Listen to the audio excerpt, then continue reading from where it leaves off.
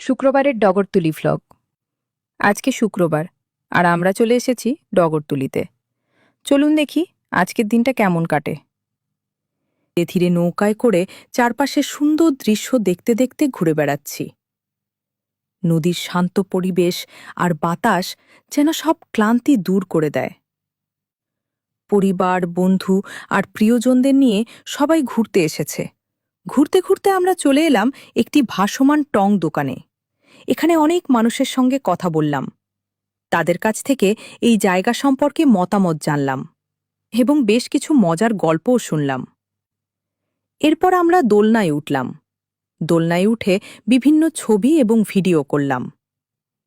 দোলনায় উঠতে জনপ্রতি